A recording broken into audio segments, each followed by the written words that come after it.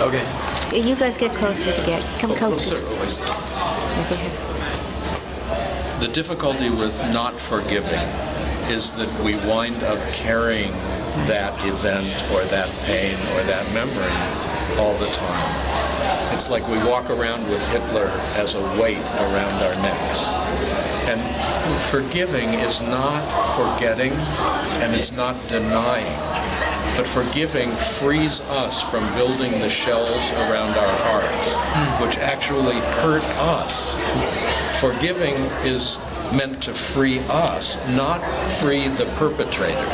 Forgiving, that's their business. My forgiving means I'm not carrying that around, and that's no longer a stimulus to create pain and anguish, stress, and disease in my system. So my forgiving is not forgetting. It's not a denial of pain. It's saying what was, whether I want it to have been or not, it simply was. So I've got to deal with that, and I've got to see in what ways I can act in the world more compassionately, more lovingly, more consciously, because that happened. I see a difference to me between saying yes, what was, and it can't kind of be reclaimed. We can't go back in time, and also being conscious about conflicts and things that are going on now, hate crimes and all that.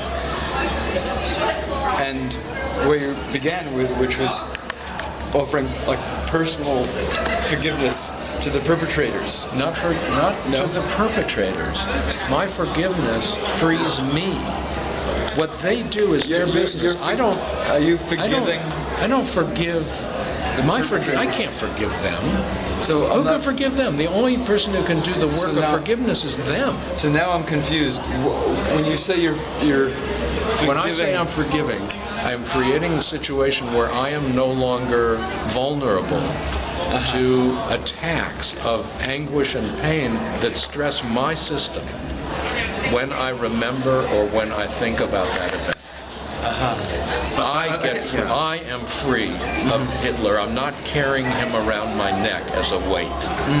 But there's a key, sorry, forgive me. Go ahead. But I want to really pick up on the point you mentioned, which I think is a very, very key point, that one is not really able to forgive genuinely, authentically, unless one has truly honored, sacralized that wound, that sadness, that fury, that anger. There's a true story of a man who came to the Prophet Muhammad, peace be upon him, and this person had murdered the Prophet's uncle, beloved uncle, and asked for forgiveness. And the Prophet said, of course, I forgive you, but I ask you one favor. Don't come into my presence for a long time. Why? And there's a great teaching here, because the Prophet, he later on told his companions, he needed time to honor and sacralize that feeling of anger and sadness and pain that his uncle had been so brutally murdered. And unless he did that work of embracing it, forgiveness was not, it was just a parroting of a few words, but no actual process of forgiveness is occurring. And after he was able to do that, that's quite a process. Then one is in a position to forgive. Thank you. I was just saying, I see in this art the attempt to communicate something that is very difficult to communicate. How do you awaken the part of us that is appalled not only at what is in the past, but at what is happening in the present? And how do we become more conscious? So words are one way of trying to translate the horrors that come from human unconsciousness. And art is another way. So Akiva's work speaks to that aspect of communication. I think these call us to open our heart not only to that which happened in the past, but that which is happening right now. This is social activism through art. Thank you, I concur wholeheartedly. Maybe let's go look at here. Mosaics for a few seconds too. So that was. You can't see him so good here. What's that? You can't see them so good here. They look good. That was Rabbi Ted Falcon and Imam Jamal Rahman. I'm Akiva the artist. Akiva, I have a question for you. Yes. Now, you're a Jew, and you come from the. I notice your family were murdered in the Holocaust. Some of my mother's side. Yes. So, for you, as you have done this hard work, this artwork, Artwork is good too. which is really hard work, has it given you insights about the process of forgiving the perpetrator?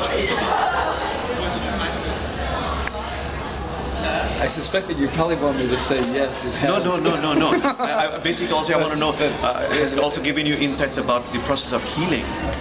Healing And well, hope. I do. Well, to me, the artworks are meant to offer hope in the face of situations where there was no hope at all. Like for Jews, Romani, Sinti, Gypsy peoples, they were both targeted for death across the whole continent of Europe. There was no hope.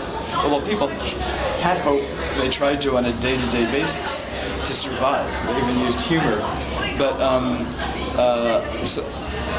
and I like to think that my drawings offer a way of accessibility that people tell me that they give them hope, even as I say when there was no hope in other genocides as well. So many millions died in so many different conflicts.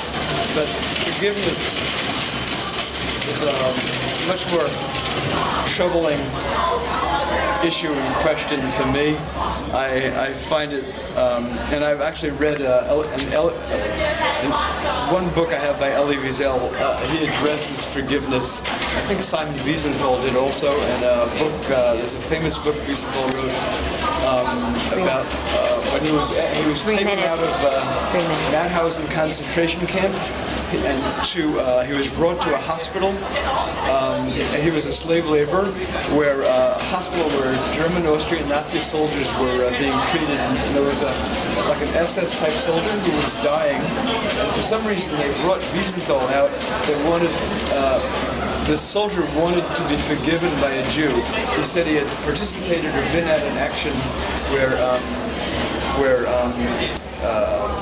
I think it was Jews were burned alive, like in some building, like a synagogue or some Jewish communal building, and Wiesenthal didn't offer forgiveness to this dying SS officer, soldier, and then he went back to Mauthausen, the concentration camp, and there's a book which addresses this story, where they invited very famous people, Coretta Scott King, for example, to say, how would you have dealt with this? It's an interesting book if you haven't read it. The public library has it. But for me, I find it hard to, in terms of people who engage like in genocide, personally, I feel like I can't offer forgiveness of it.